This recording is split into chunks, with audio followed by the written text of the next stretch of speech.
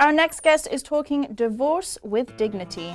Please welcome Brian DeVore of DeVore Realty Group and his special guest, family law lead counsel and mediator, Sean Weber. They say the two best days in a man's life are the day he buys his boat and the day he sells it. I would say it was the day my daughter was born and the day I divorced her mother. Is that too cold to open with? It's Lord. The truth. It's the truth. The woman was crazy. Let's just go right into it, guys. I'm not going to redo it. You know why? Because that was real. And I really meant it. All right. And Brian, yes, sir. You've been through divorce. Yes, still going through it. Still going through Almost divorce. done. You wanted to bring Sean on today. Yes. Tell us why, and then we can all kind of hem-haw about this thing. Because the reality is this. If you say the word divorce and everyone goes, oh, but why? Right. When it's such a good thing for so many people. Right, exactly. So, as we said, I'm going through a divorce right now, and through the divorce, I wanted to help other people who are going through the divorce process. So I started Divorce Home Solutions. It helps people who are going through divorce with every aspect of the home, from the move to selling the home, etc.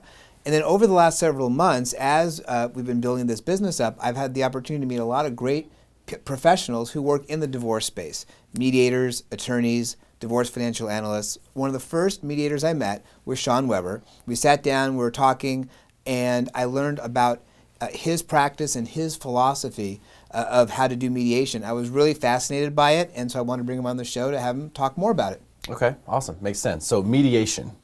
Yeah. So does that mean you're an attorney or you're not an attorney? Yes. Yes.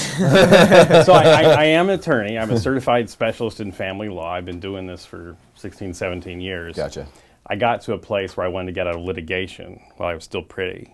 Gotcha. So I realized that I was doing more harm than good as a litigator. So I've given up litigation altogether. I call myself a recovering litigator. So when you say And litigation, you mean the fighting essentially that goes on? Yeah. The suing, the court battles. Yeah, I mean, I did that, and I was good at it, and I realized the harm that it does to families. You know, when if people want to transition their family, there's a way to do it so they can maybe not screw up their kids and not spend all their money on court costs.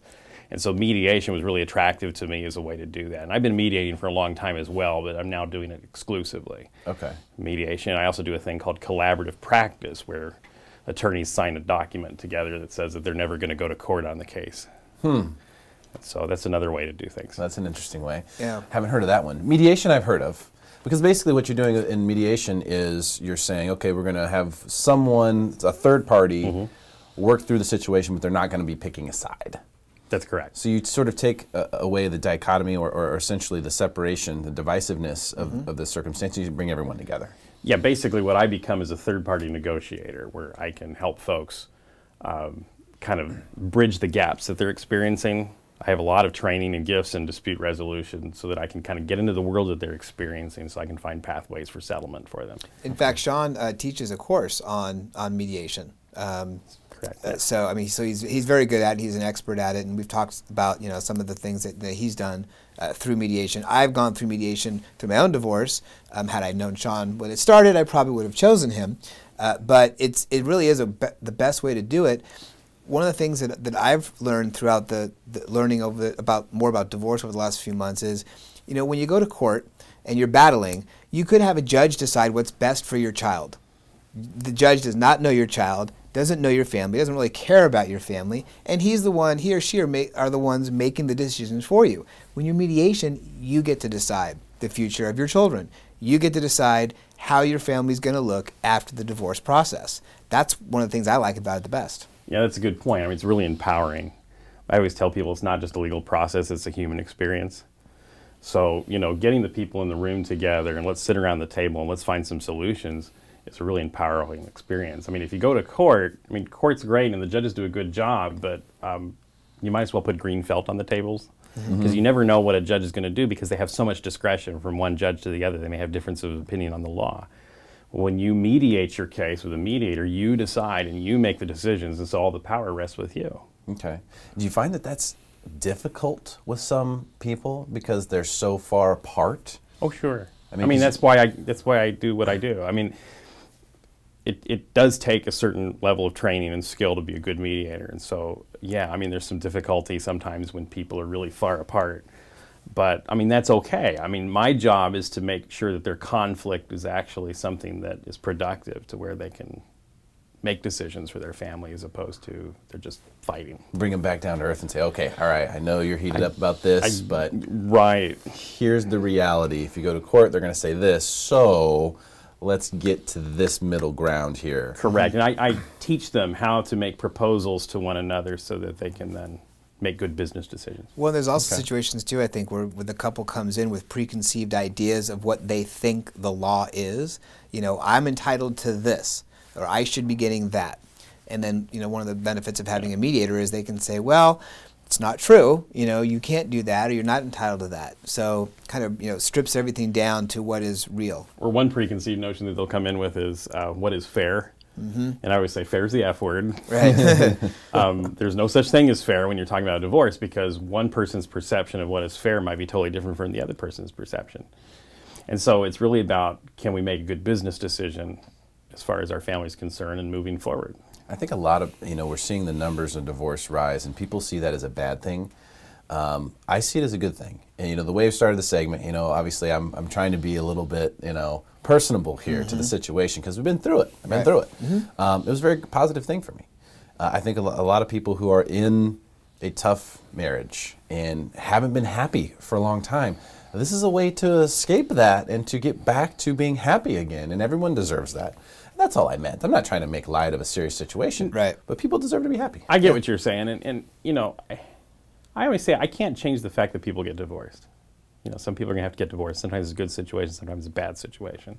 But I can certainly change how they divorce. Yeah. One of the things that Sean coined is the dolphin divorce. So I wanted him to talk a little bit about that. Well, I always tell people you have a choice. You can hire a shark or you can hire a dolphin lawyer.